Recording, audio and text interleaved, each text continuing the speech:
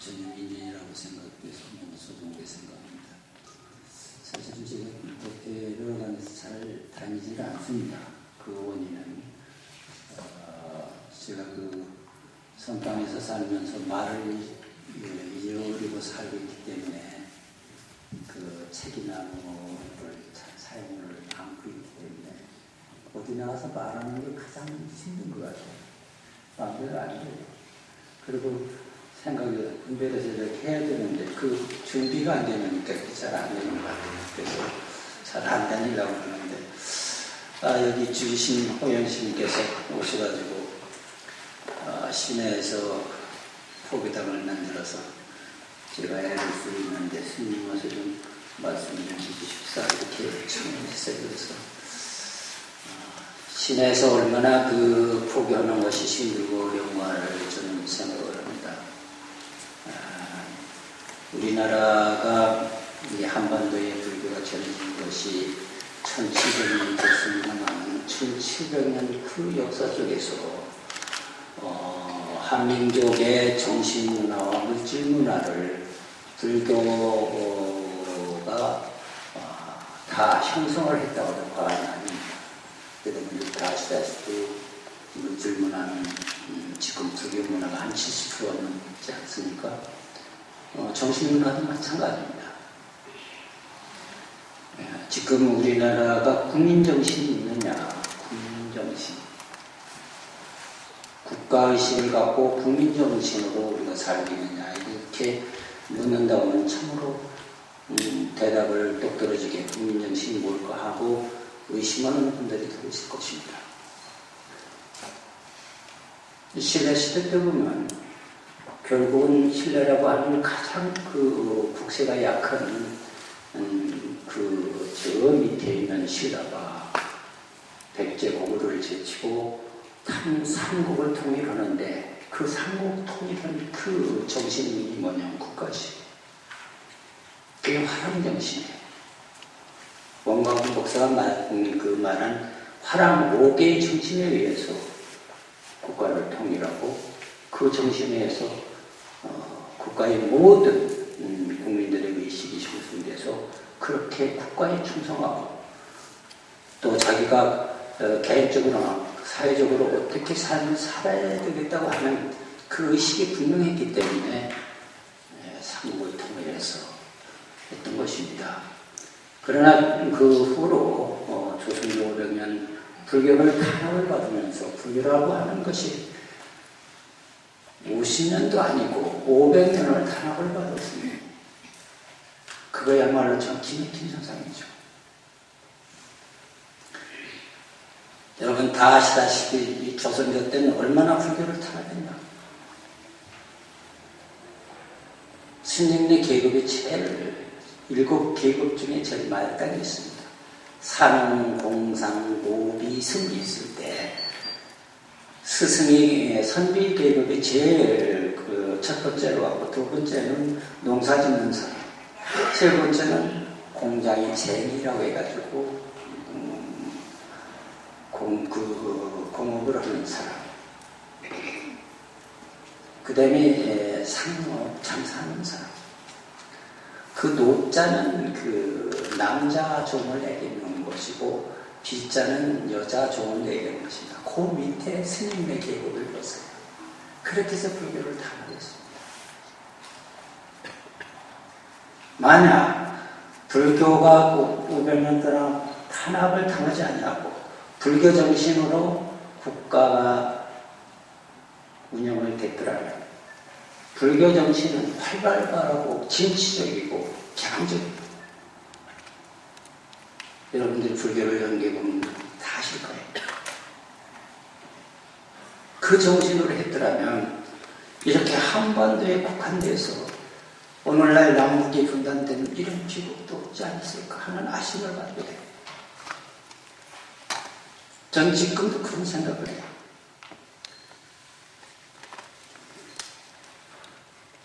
이 한반도에, 이 조선 땅에 불교 정신으로 다시 한번 되살아났으면 좋겠다. 불교 정신은 어떤 정신일까? 크게 불교는 지혜와 자비를 얘기를 합니다. 그런데 불교의 윤리는 뭔가? 오계정신이에요.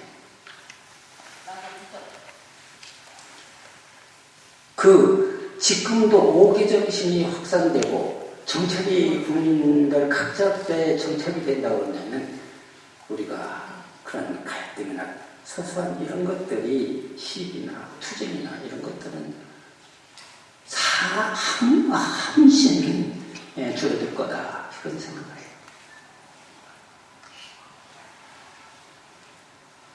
불교의 지혜라는 것은 자기 자신을 수용하기 위해서 철저한 수행의 길이라고 한다면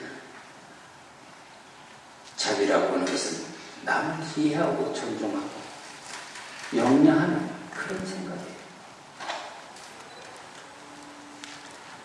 서양의 사고와는 전혀 달라요. 그래서 이 정신이 정착이 돼서 우리 개인적으로나 사회적으로나 국가적으로 정말 아름다운, 그리고 서로가 이해하고 존중하고 자비스러운 이런 국가의 분위기가 됐으면 좋겠다 그런 생각을 해요. 제가 들었는데 주님께서 그 아미타불 보면 불사를 한다고 해요. 여러분들 아미타불이 극락세계 10만원 돌려서 물론 경전에 그렇게 써있어요. 10만원 서쪽으로 10만원 붙어 지나서 아미타불 국토가 있다. 여러분들이 불교의 삼신을 얘기해도 법신, 보신, 화신 이렇게 얘기죠. 법신이라는 건 진리 그 당체, 우주의 삼라만상 우주의 모든 근본을 부처님 비로자나 법신이라고 그래요. 보신은 뭐 성취된 부처님, 아미타불이라든가 관성보살이라든가 지장보살이라든가 약사야라불 이런 정도 성취된 부처님이에요. 그걸 보신이라고 그래요. 화신은 모든 중생을 제도하기 위해서 이 세상에 출연하는 그런 서가모니 부처님도 화신. 그러나 법신, 보신, 화신이 따로 떨어지는 게 아니라 셋이면서 하나예요. 그리고 우리가 아미타불 참으로 우리 한번 된 아미타불 신앙이 상당히 좋은 역사적으로 그렇고 지금도 그렇습니다. 참으로. 아미타불이라는 것은 무량수 무량광이에요. 그것이 어떻게 있다 생각하면 여러분들이 각자 무량수 무량광을 다 자신들의 승품 가운데 가지고 있어요.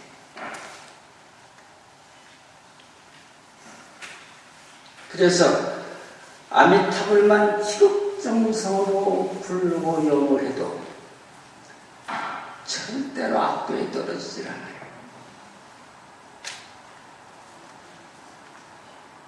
설사 돌아가신다 하더라도 악도에 떨어지지 않을 뿐만 아니라 아미타불의 가피로 극락왕생을 하게 되는데 극락왕생만 하게 되면 다시는 생사유가 없는 그런 국대에서 견성성도하게 되는 것이에요. 불교가 어렵다는데 절대 어렵지 않아요. 모든 중생이 어떤 중생이든지 남녀노소 빈부 불천 우치를 막노라 누구든지 다 부처님의 방편법에 들어와서 수행만 하면 다 성취되게 되어 있어요. 그다음에 이 아미타불 부처님 그 불사에 여러분들 동참하셔서 좋은 공덕을 성취하시길 바라요. 참 좋은 계절입니다. 꽃 피고 새들이 노래하는 이런 좋은 계절. 부처님은 이런 계절이 태어나셨죠. 옛말에 그런 얘기가 있어요. 인법지혜라. 사람은 땅을 본받으라 그래.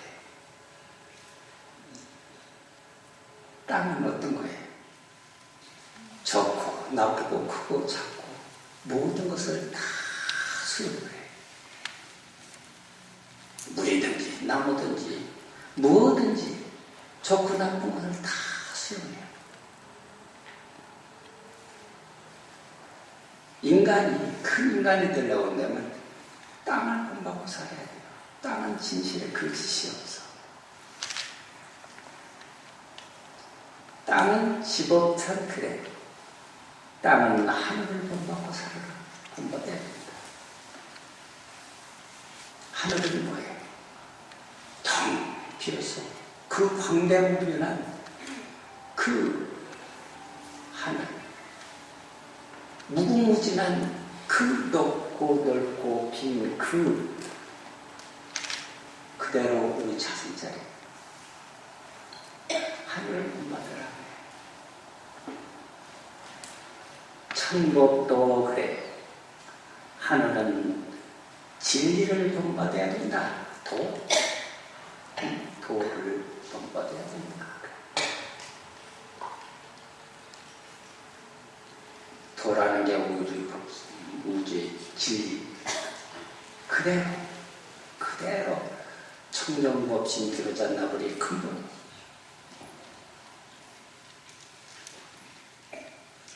도법 자연은 그렇습니다. 도는 자연을 본받아야 된다. 인법지, 지법천, 천법도, 도법 자연 이렇게.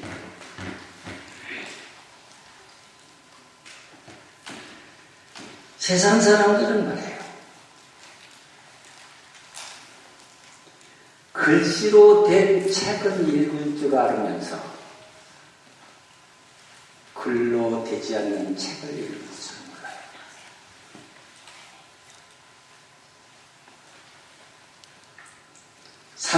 삼라만상 투두물물이 그렇게 진실하고 법다운데, 그리고 일체만상이 그렇게 진실한데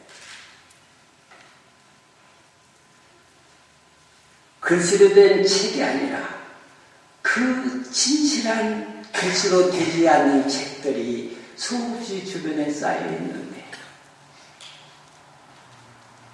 그 쌓여있는 그 책을 읽어줍니다. 그 글씨로 되지 않는 책이야말로 인간의 가장 위대한 스승이에요. 그것이야말로 인간의 길잡이에요.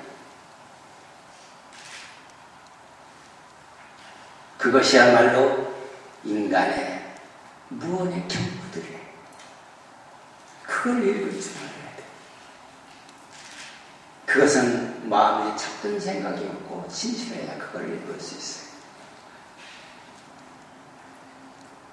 기왕 자연 얘기 나왔으니까 다시 한번 얘기했어요.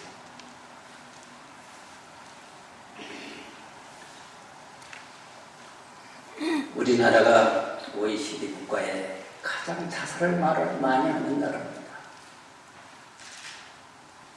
결론적으로 말씀드려서 자살이라는 것이 얼마나 죄악인지를 몰라요. 그 죄악, 그걸 말로 있는 죄악이에요. 남을 죽이는 것과 똑같은 자기를 자살하는 게 그런 죄악이에요. 그래서 그 인간은 오래 많은 시간을, 많은 세월을, 많은 겁을 그 인간을 끌어안고 가야 돼요. 자살을 하게. 그런데 인간들이 그 이치를 몰라요. 사람이 죽는다 그러니까 그게 죽는 것이 끝이 뭐라고 생각해요. 우리 진실한 생명은 죽는 것이 없어요. 안 죽어요. 순환할 뿐이에요. 순환. 생과 멸이 영원한 반복이에요. 그걸 뿐이지 죽지 않아요. 죽는 것은 우리 두뇌고 우리 심장이고 우리 육체예요. 여러분들이 참선하든지 주력하든지 연구를 해서 하나의 선정에 한번 들어가 보면, 선정에 들게 되면 수많은 생을 반복을 해요. 출생과 사망을 반복해요. 때로는 100년에 한 번씩, 때로는 30년에 한 번씩, 50년에 한 번씩 반복하는 걸 알고 있어요. 알게 돼요. 선생이 한 번 들으면 그걸 막 다 해요.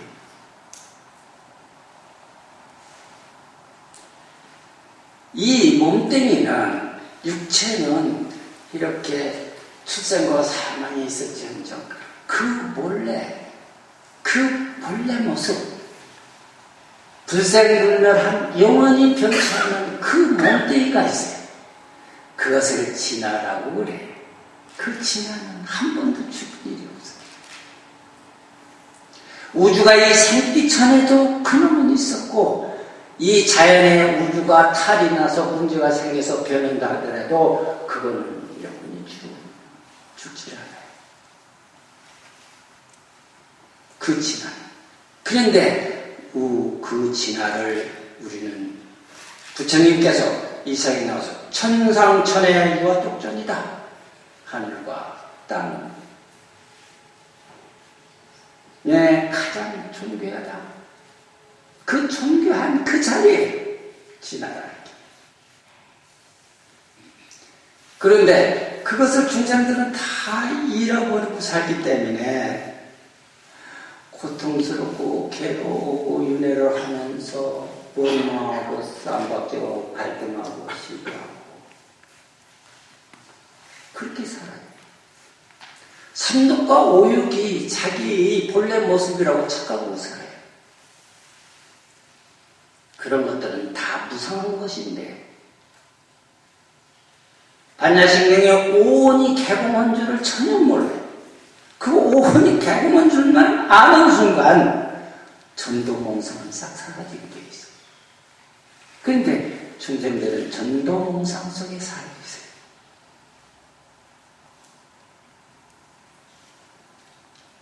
그것이 그러니까 언제부턴가 자기라는 것을 부처님의 생명을 다 잃어버리고 살고 있단 말이에요. 그래도 명은 좀 붙어가 있어요. 조금씩. 붙어가 있어. 중생 부처라고 하는 성격. 부처라는 그 명줄을 하나 달고 있는데 그 명줄은 다 덮어버리고 형편없는 시시한 그러한 자기를 갖고 살기 때문에 이거는 중생의 삶이지 진화의 모습은 아니에요. 진화의 모습은 언제나 밝고 언제나 청정하고 언제나 지혜스럽고 언제나 복덕과 무한한 의식력과 공덕을 다 갖추고 있어요. 그 수많은 보물단지를 심승 속에 다 갖고 있으면서 그것을 하나도 쓰지 못하는 게 중생이에요. 쓰지 못하는 것은 왜 그럴까? 딱 하나예요. 탐욕과 집착이에요.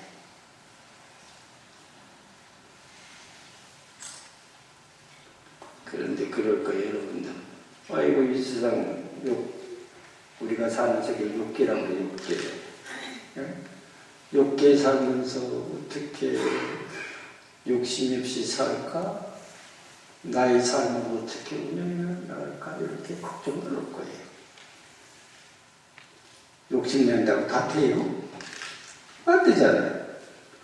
돈 욕심 난다고 돼요? 대통령 되고 싶다고 돼요? 좋은 사람 만나서 사람 좀 해보겠다고 하니까 그게 잘 돼요? 잘 안 돼요. 그냥 있는 만큼 그렇게 돼요. 부처님의 인과라는 것은 분명해요. 조금치도 어긋짐이 없어요. 잘 하려고 하면 인과를 잘 써야 돼요. 인연을 잘 써야 돼요. 좋은 인연을 가져야 돼요. 그런데 농사 짓는 사람이 봄에 가을에 추수자를 하면 농사 잘 쪄서 잘 갈고 씨도 뿌리고 걸음도 주고 풀도 메고 약도 치고 이래서 가을에 농사 거둘 수 있잖아요. 그런데 그런 것이 없이 욕심만 갖고 있다고 해서 가을에 추수가 되나요? 안 되잖아요. 인생살이도 마찬가지예요. 여러분들 이 세상에서 성부, 부처님 법을 믿어서 성불의 길을 간다고 한다면 무조건 탐욕과 집착을 갖지 마시고 있는 그대로 수용하세요.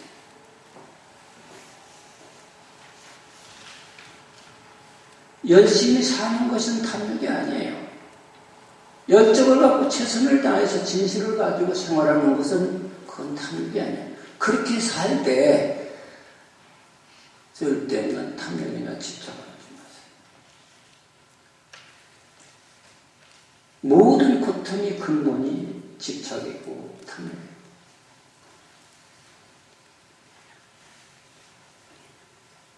그것이 자기 자신을 불행하게 하고 주변 사람을 불행하게 하고 많은 사람을 불쌍하고 힘들게 해요.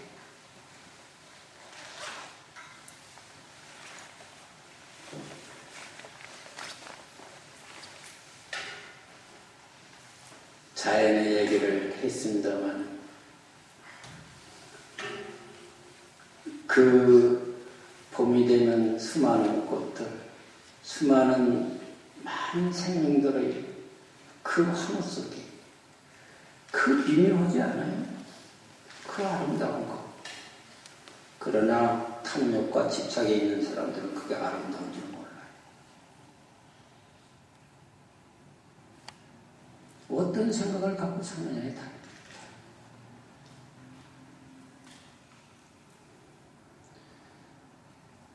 그래서 부처님 법은 무심으로 의정이야. 무심으로 의정이다. 여기 선언입니다. 병인 선언입니다. 선은 뭐야? 선이라고 하는 것은 다른 게 아니고 알 수 없는 것을 관하게 선.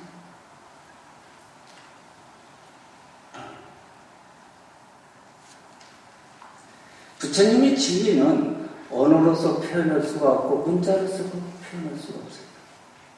그리고 우리 중생의 사람으로서는 접근이 안 돼요.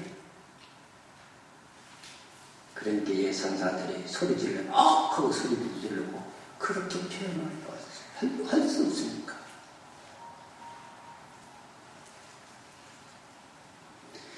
무한한 세상을 살아오면서 엄육에 쌓여있는 사람들은 자기 잣대를 가지고 세상을 재려고 들어요. 그 용량만큼 재요. 자기 능력만큼 생각을 하고 능력만큼 재단을 해요. 그러나 이 부처님 법의 위대한 것은 말로도形容할 수 없고 글로도 표현할 수 없어요. 사랑으로도 접근이 안 돼요. 그것은 그대로 정체적 그 자체를 감사할 뿐이에요. 우리의 목적은 어디에 있습니까? 불교에서 최고로 생각하는 열반이나 해탈이라 이렇게 얘기해요. 열반의 경계는 또 무엇이고 해탈의 경계는 무엇일까? 열반이라고 하는 것은 부할 것이 하나도 없는 거예요. 바랄 것이 아무것도 없는 자예요. 네? 부할 것도 없고 바랄 것이 없는 자리가 열반이에요.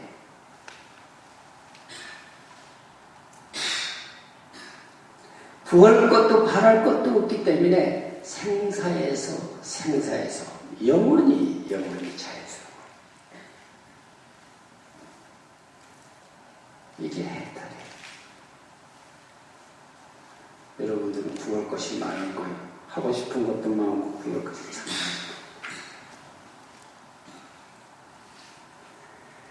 이 부처님법, 이 위대한 법이라는 것을 정법이라 그래. 정법, 바른 법이다. 이 정법을 믿게 되면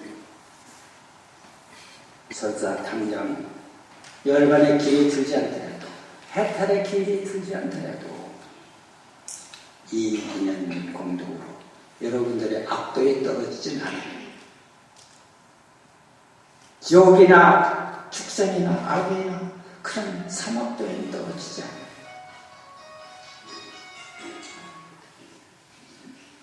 그래서 여러분들이 참선, 여기 참선하는 선원이니까 참선을 하시는데, 아까도 제가 말씀드려서 선증이라는 게 그 소중거다. 여러분들 그 부처님께서 수많은 45년 동안 방편문을 잘 열어놨어요. 뭐든지 해라. 방편문을 열어 연보를 하든지 주객을 하든지 참선을 하든지 간경을 하든지 육바람을 하든지 모든 것을 이렇게 하시라고 방편문을 열어놨어요. 이게 결국은 말이에요. 참선이나 주객이나 연보를 한다는 건 뭡니까? 마음속에 있는 잡생각을 놔버리는 거예요. 번뇌망상을 놔버리는 거예요. 차별심을 다 놔버리는 거예요. 여러분들이 열심히 정진을 해서 화두를 들고 정진을 해서 모든 그 잡생각이 쏟아지는 그 순간에 자성자리가 드러나게 돼요.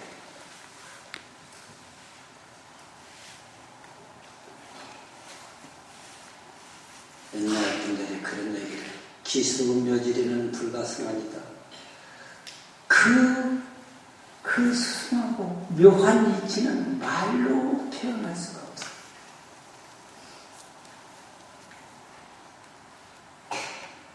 불교는 관념적으로 믿어서는 안 돼요. 실제 행동에 옮겨야 돼요. 관념적인 불교는 자기한테 도움이 안 돼요. 실제적으로 연구라든지 주무력이라든지 참선하든지 해서 힘을 길러야 돼요. 힘을 길러서 한번 선정만 한번 들어서 그 경제를 경험하게 되면 그때부터는 아 이거에 애를 놓구나. 이것만이 인생이 갈 길이구나. 이렇게 확신하게 돼요. 그 전까지는 부처님 뭐 견성한다, 성불한다 그러니까 그게 대체 중생한테 가능한 걸까? 그런 것이 있을까? 이렇게 생각들을 거예요. 한번 신들이 뭐든지 찬성하시는 분들, 주려하시는 분들, 연구하시는 분들 계시니까 열심히 한번 해보세요. 그 선정에 한번 들어서 자성자리가 드러나기 시작하면 아하, 바로 이거구만. 두 번 나시이신 거죠. 그리고 그 수성하고 묘한 이치를 말로 누구한테 말로 할 수가 없어요. 이것이 불교에서 힘을 얻었다 하는 자리에 힘을 얻었다, 등력했다. 그렇다고 구경은 아니에요. 구경자리는 어떤 것이냐? 모든 탐욕과 집착이 다 떨어져서 시비와 갈등이 다 떨어진 자리에 명예를 위해서 살지 않냐고, 돈을 위해서 살지 않냐고, 애정을 위해서 살지 않냐고. 그 경제에 가면 완전한 생을 살 수가 있어요. 그 경제야말로 완전한 삶의 여정에 들게 돼. 구경은 아니에요. 그 정도에 가면 완전한 삶을 살 수 있는 여정의 발걸음을 들어놓기 시작해요.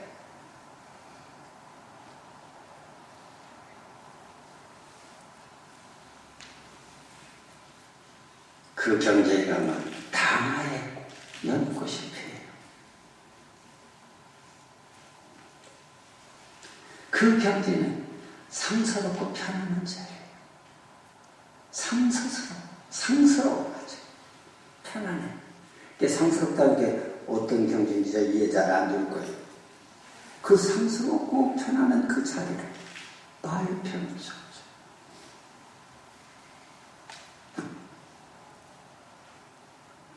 제가 여러분들을 위해서 육조 스님님 말씀하신 개송을 하나 하겠어요.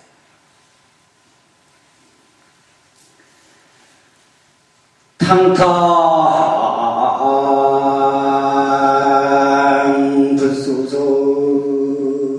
불소선이요 등등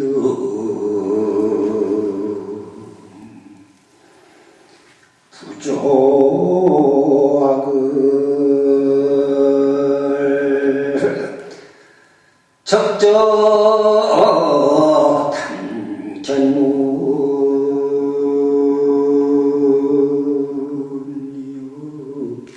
탕탕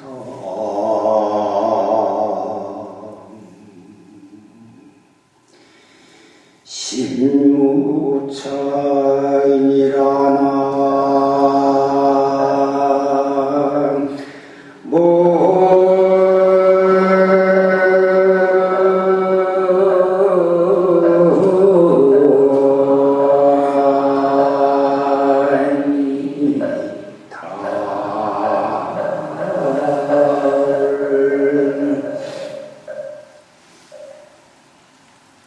그 열반의 경제, 해탈의 경제를 얘기한 거예요. 그 열반의 경제나 해탈의 경제는 어떤 경제냐? 악도 초월하고 선도 초월한 자리, 시와 비가 다 초월된 자리, 범부 다 승인이다 부처다 하는 것도 다 초월한 자리, 지옥이다 악이다 하는 것도 다 없어진 자리, 초월된 자리. 그렇기 때문에 오론에서 선도 지을 선도 없어. 등등에서 악을 지어야 할 일도 없어. 적정에서 견문이 다 끊어져 버렸어. 탕탕에서 마음에는 전혀 걸림이 없다. 그런 자리에. 그러면 그 자리는 어때? 우주와 내가 둘이 아닌 자리에. 원흉의 세계다. 그래, 그 자리에. 원흉의 세계다. 여러분들은 내가 이런 얘기합니까? 그럴 거예요. 아이고, 꿈 같은 얘기 자꾸 해서 이걸 믿어야 되나 말해야 되나 이렇게 생각하실 거예요. 제가 거짓말을 하면 지옥에 들어가서 세수생선을 주면 안 나와요.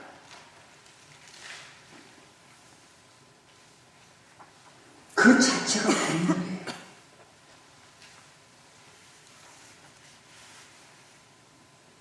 그거는 생내적, 그 정체성 그 자체가 해탈이에요. 무라가 둘이 아닌 자리. 불교에서 말하는 이문법절 초월하라. 너와 나 초월한 자리다. 이것도 아니에요. 그 말도 맞지 않아요. 중도라고 해도 맞지 않아요. 그 자리. 오온이 개공해서 오온이 개공. 색성 행식이 다 공에 빠졌는데 그랬을 때 바로 그 자리. 그 자리는 전도몽상이 다 없어지는 자리. 그 자리에 신승이 드러나기 시작해요. 여러분들이 공부할 때는 육치적으로 시작해요. 정신적으로. 두뇌로 시작합니다. 참선은 어떤지 주례들 연구를 하는 처음에는 입으로 하고 육치로 두뇌로 하기 시작해요. 두뇌로 하다 그것이 조금 깊어지면 마음으로 들어가요. 마음이 들어가서 깊어져 버리면 어떻게? 그 마음자리마저도 공해버려요. 거기에서 무한한 광명과 지혜와 복덕과 자비가 떨어져 나와요. 그래서 무식업내로 익혀온 습들이 굳이 없애려고 하지 않아도 잦아들기 시작해요.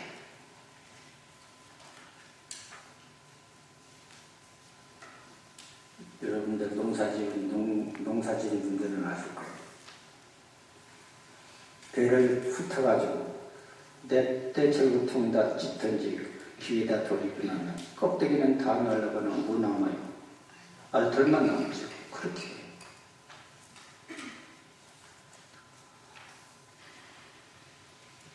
그것만이 참 생명이에요. 부처님께서 이 세상에 나오셔서 천상천하 여독종 그 자리에 봐. 부처님이 법화경에 그러시잖아요. 내가 이 세상 모든 생명들을 보니 다 부처님과 같은 위대한 조금씩도 다름이 없는 그런 모든 보물장부를 다 가졌다. 무진장부를 다 가지고 있어요. 세세생산 써도 없어지지 않는 무진장부가 있다. 그런데 제가 너무 구경자리만 얘기하니까 여러분들이 황당스러울까. 쉽게 불교를 접근하는 방법. 쉽게 접근하는 방법. 가만히 좀 길게 해서는 안 되는데 지금 몇 시나 됐어요? 네. 사실은 기성세대들은 옛날 얘기를 해두면 잠이 안 오는데 불교에 딱딱한 얘기를 하는 게 잠이 와가지고 슬슬 존단 말이야. 지금도 졸리고 싶은 분들이 덜 있을 거예요. 옛날 얘기나 하나 해야 돼요. 옛날 얘기나 하나만 해서 여러분들이 불교를 어떻게 공부해야 되겠냐. 우선 그렇잖아요. 농사 지으려고 한다면 농사 짓기로 하기 전에 돌멩이 뿌리 다 걸러내고 거기다 씨앗 뿌려야 농사가 되잖아요. 그렇듯이 불교를 믿는 것도 기본적인 것을 여러분들이 잘 간수하고 출발해야 돼요. 그러기 위해서는 마음을 바꿔야 돼요. 그동안에 기존적으로 살았던 그런 사고방식을 아주 180도로 바꿔야 돼요. 그래야 성과가 있어요. 그래서 불교 부처님 그러고 그렇게야 복과 덕이 한꺼번에 나타나서 이 사바세계에 나온 사람들은 복도 모자라고 덕도 모자라고 지혜도 모자라요. 좀 있긴 있어도 그냥 겨우 연명할 만큼 가지고 있어. 그러니까 항상 힘들고 어렵고 분하고 억울하고 그래요. 그래서 자기가 치인 것이 그것밖에 없는데 뭐 철거요. 살림살이가 은행에 적금 드는 게 없는데 팡팡 내서 쓸 게 없는 걸 어떻게 해. 그래서 여러분들이 이 불교를 공부하면 우선 신구의 삼업을 바꾸는 작업을 해야 돼요. 몸을 잘 관리하셔야 돼요. 그리고 마음 씀씀이를 잘 하셔야 돼요. 그리고 언어를 잘 사용하셔야 돼요. 그것을만 잘 다스릴 수만 있으면 여러분은 금생을 산다고 하더라도 걱정이 없고 다음 생은 말할 것도 없어요. 걱정할 필요 없어요.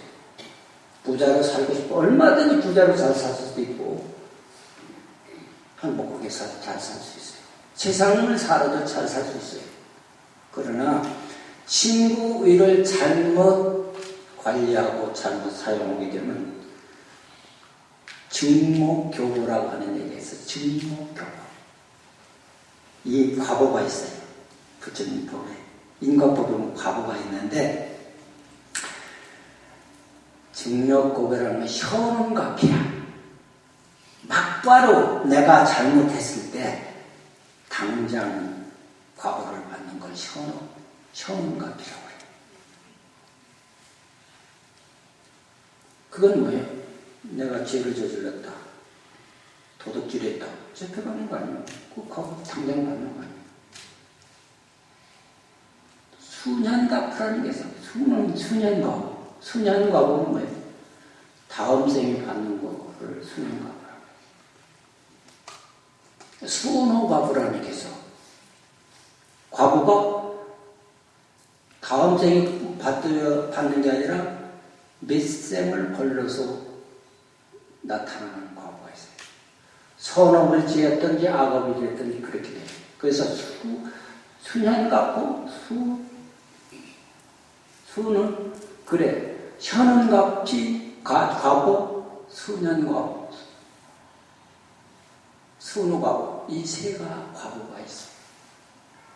여기 오신 분들은 다 그런 과부 속에 지금 살고 있어요. 응? 자기한테 나쁜 원인을 만들었으면 그 나쁜 원인을 악업을 졌으면 악업이 그렇게 드러나게 되어 있고 선업을 졌어도 그렇게 드러나게 되어 있어요. 그러니까 불교를 믿는 데는 어떻게 해야 돼요? 과거를 잘 만들어 인연을 잘 짓고 사셔야 돼요. 인연을 잘 짓면은 그것이 전부 내한테 들어온다는 사실을 분명히 하셔야 돼요. 인과 안 믿는 사람들, 불교를 안 믿는 사람들. 그래서 불교 처음에는 계들 받으셨습니까? 계들? 다 받으셨어요? 그러면 계들 잘 지켜요. 계를 받으시면 지켜야지. 안 지키면 부처님한테 거짓말한 거 아니에요. 그러면 안 돼요. 그 계는 나의 행복을 위해서도 그렇고 가족의 행복을 위해서도 그렇고 사회의 안정을 위해서도 가장 필요한 거예요. 아까 제가 처음에 우리 지금 현재 한국 정신이 있느냐 없느냐 제가 이야기했어요. 지금 가장 필요한 것이 한국 사회에서 오계 정신이에요. 오계 정신만 우리가 잘 지키고 산다고 한다면 사회 문제들 아무것도 없어요. 이 정신, 오계 정신으로 확대해 나가야 돼요. 이 사회를 밝히고 나의 행복, 다른 사람의 행복, 우리나라의 큰 행복을 위해서 오계 정신을 지키고 살아요. 현아 우리 나라 어떻습니까? 남북이 쪼개졌는데 동서가 갈등하고 계층간 갈등하고 정당끼리는 전부 짜개져서 지들끼리 쌍먹기로 그것이 폭력과 이익이에요. 큰 정치를 해서 국가민족을 행복해야 되겠다고 하는 이런 생각을 갖고 사는 국회의원이 많이 나왔으면 좋겠고 통치자가 많이 나왔으면 좋겠고 그런 공직자가 많았으면 좋겠어요. 그러기 위해서는 이 오계 정신이 국민 정신으로 자리를 해야 돼요. 이거만 되면 우리는 남북통일도 별 문제가 없다고 생각해요. 동서의 갈등이나 시비나 이런 거 별로 없다고 생각해요. 오계 정신.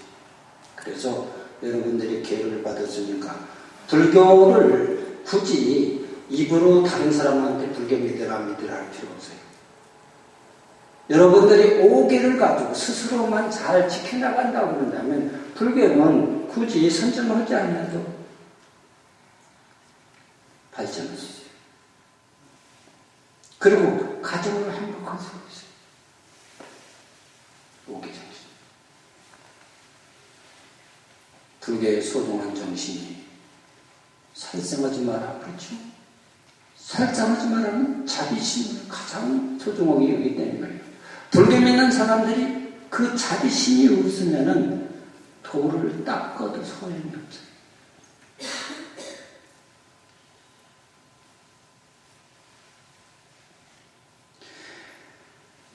어느 사람이 자비심이 없이 염불하든지 주력하든지 참선해서 어느 정도의 공력은 생길지 모르지만 자비가 없이는 구경의 해탈이나 열반을 기대할 수 없어요.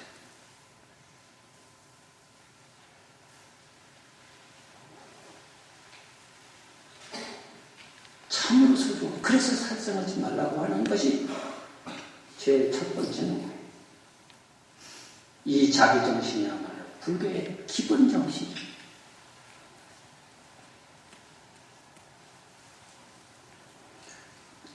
두 번째, 도둑질하지 마라. 그렇죠. 도둑질하지 마라. 바르게 살아라. 정당하게 살아라. 그런 얘기, 정당하게. 열심히 일해서 노력하고 살아라. 우리나라 17억 80만이 넘는다고 젊은 청년 시대. 한 가지만 생각하지 말고 열심히 노력을 하고 불교를 믿고 불교 정신을 가지고 있다고 한다면 이 사람들 별 문제가 없다고 생각합니다. 인간에서 가장 그 잘못된 생각이 연약한 마음.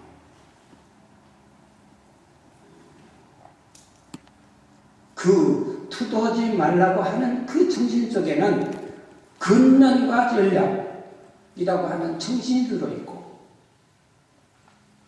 만난을 극복할 수 있는 용기라고 하는 그 뜻이 잠재되어 있어요.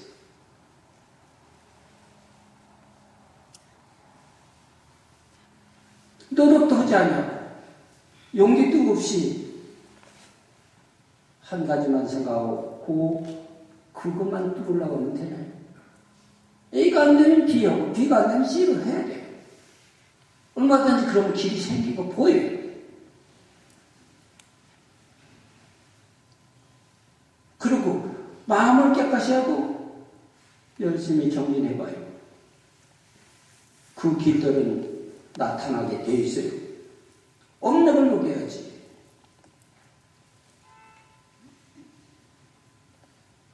세 번째, 사업하지 마라 그러잖아요. 우리나라 대체 뭐 하는 나라인지 몰라요. 뭐 때문에 로봇들이 만들어졌어요. 근데 이상한 나라예요. 그게 뭐 하는 짓거리예요. 가정이 파괴되는 게 다 거기서 원인데 뭐 아니에요.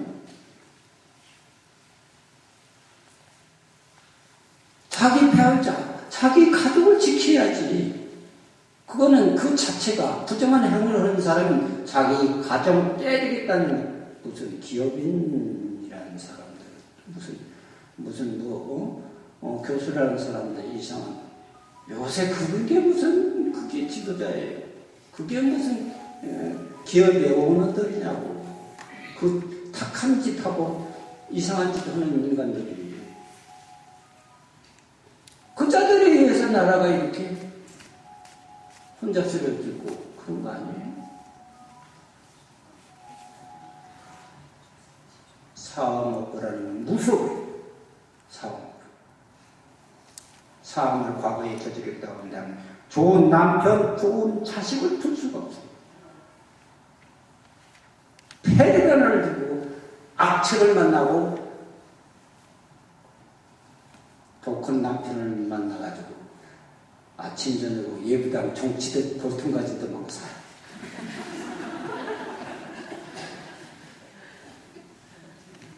그런 악업을 못 때미쳐요.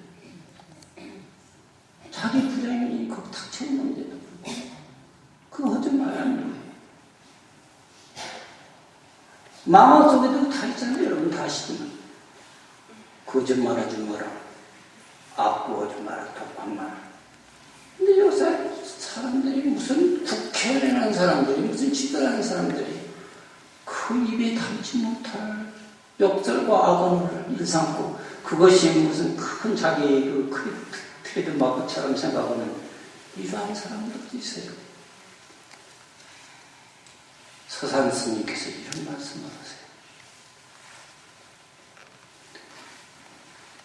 눈밭을 걸어가는 나그네요. 큰 들판을, 눈이 온 들판을 걸어가는 나그네요. 아무렇게나 가지 마라. 불쏘오라네 그래. 아무렇게나 가지 마라. 금일나 행정. 오늘날 내가 눈밭을 그 따박따박 걸어가는 그 팔자취는 똑바로 가는 사람 똑바로 하지만 술 먹는 사람 입이 저렇게 들치멋대로 가는 놈도 있을 거 아니에요. 아행정. 수자 부인정이다. 그것은 뒷사람의 이정표가 된다. 좋은 발자취를 남겨야 거예요. 뒷사람들이 이정표가 될 수 있는, 정말 사표가 될 수 있는 그런 길을 가야 돼요. 아버지가 마누라 패는 아버지 밑에는 그 아들은 그래요. 아이고, 나는 큰 원창가 들으면 내 마누라를 안 팰 거다. 그놈이 그거 보고서 자신도 모르게 인쇄돼가지고 마누라 팹니다. 대부분 그렇게 돼요. 그 무서운 거예요. 거짓말하는 아버지 둔 사람은 그 아들도 거짓말을 해요. 거짓말을 잘하는 선생님한테 배운 제자들은 거짓말을 해요. 이게 무서운 거예요. 뒷사람들한테 교훈이 될 수 있도록, 사표가 될 수 있도록 그 삶을 살아가야 되는데 그렇지 않냐고. 말이라는 건 덕의 근원이에요. 덕의 근원. 그래서 부처님께서 그래요. 그 세치 안 되는 이 혓바닥이 도치가 돼서 사람을 상하게 하는 것이 중생들의 삶이다. 이 혀는 정말 남을 위로해주고 격려해주고 보듬어주고 이해하고 이런 언어를 사용해야 되는데 그냥 이 중생들, 나쁜 습을 가진 중생들은 혓바닥을 낼 때마다 그놈이 도치, 나무복에는 도치가 돼서 사람을 막 찍어버려요. 상처가 되니까. 억울하게 하고, 분하게 하고, 힘들게 하고, 절망하게 하고. 부모들도 자식들한테 잘해야 돼요.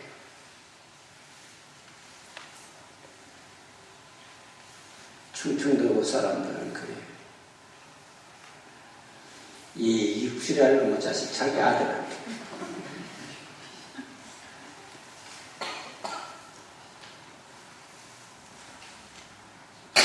또 어느 집안은 이 호랭이는 물어봐라. 그런 악담에 대해서. 그리고 얘가 빌어먹을라 이렇게 물어요. 그게 그 얘기를 듣는 상대는 그만큼 상처가 쌓인과 동시에 그 악불을 한 걸로 인해서 그렇게 갈 수도 있어요. 무서운 거예요. 이간질하고 거짓말하고 악구하고 간사스럽게 그냥 수목에 남을 꼬우는 얘기, 이런 얘기들을 해서는 안 돼요. 이거는 자기 자신의 덕을 사정없이 칼에다 베어내는 그런 작업. 복덕을 잘라내는 칼이 일이 돼가지고 행복하기를 바란다. 스스로가 그런 삶을 살면서 행복하기를 바란다. 그 미래를 좋기를 바란다. 이건 될 수 없는 일이에요. 안 돼요.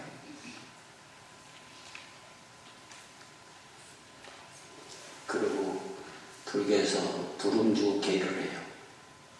술 많이 먹지 마라. 술을 취하게 먹지 마라. 그러니까 부처님께서 술 먹지 말라는 게 보면은 약으로는 먹으라 그래요. 약. 그렇게 딱 막은 게 아니에요. 약으로는 먹어도 괜찮다. 어떤 사람이 저혈압이다. 그럼 조금씩 한 달씩 잡어요. 그거 상관없어요. 그렇게 부처님이 품는 분이 아니에요. 그런데 사람이 술 먹다 술이 사람을 먹어버리면 그때부터 문제예요.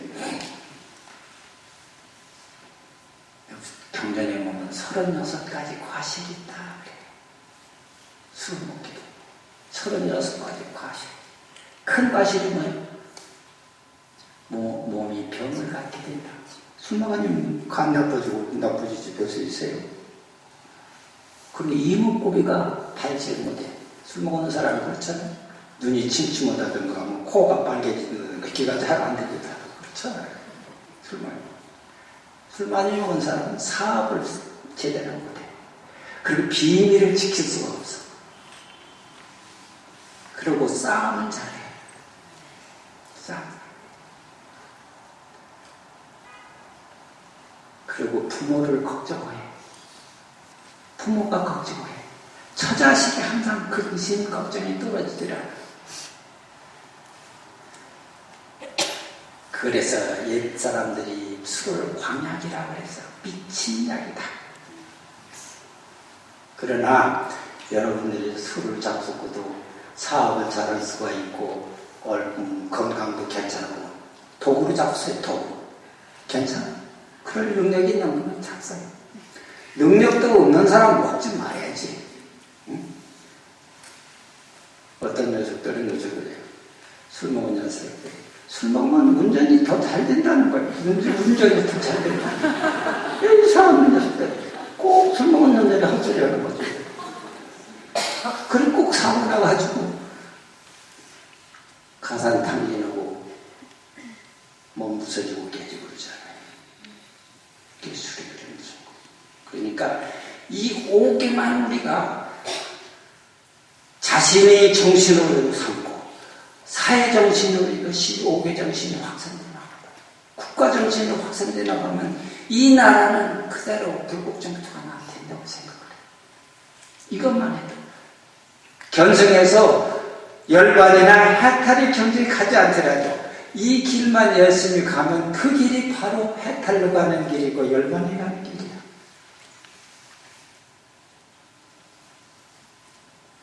가정의 행복, 사회의 행복, 국가의 행복을 위해서 이 5개의 정신을 우리는 간직하고 살아갈 때 참으로 아름다운 세계가 될 거다. 불국토가 그대로 될 거다. 그렇게 생각을 합니다. 남북이 분단해서 지금 쌈박질을 하겠다고 그러잖아요. 우리나라도 작년에 보니까 세계에서 가장 무기를 많이 산 나라예요. 그건 뭐예요? 이북 상에 있어요. 이북에 저 어린애가 무슨 지도자라고 해야된다고 했어요. 난 그 녀석이 꼭 일저질러만 것만 같아서 걱정이 태산이에요. 우리 기도해야 돼요. 정말 남북이 전쟁 나면 안 돼요. 평화적으로 통일돼야지. 전쟁 나면 남북이 다 부서져요. 우리 무기 사는 거 어디다 쓰고 있어요? 그쪽에다 퍼볼 거 아니야. 저쪽은 말할 것도 없잖아요. 원자탄 여기다 갈긴다는 거예요. 그러면 세계사 속에 우리는 50년 뒤 30년은 후퇴해요. 미국이 우리 핵을 산해준다. 그거 너무 발을 기대할 수가 없어요. 진정으로 우리가 자주적인 어떤 평화 통일을 일으키지 못하면 우리 참 불행한 나라예요. 구한말에 우리나라 현상하고 지금 물론 상황은 다르지만 비슷해요. 한반도를 놓고 열강들이 신결기도 하고 있잖아요. 그런데 어떤 정치인은 한쪽에 쏘이고 있고 어떤 정치인은 안 돼요. 균형을 가져야 돼요. 미국 사람들, 중국 사람들, 일본 사람들 우리 주체의식에서 우리 국익을 위해서 외교하지 않으면 안 돼요. 국제정세라는 건 이거는요 냉정한 거예요. 국제관계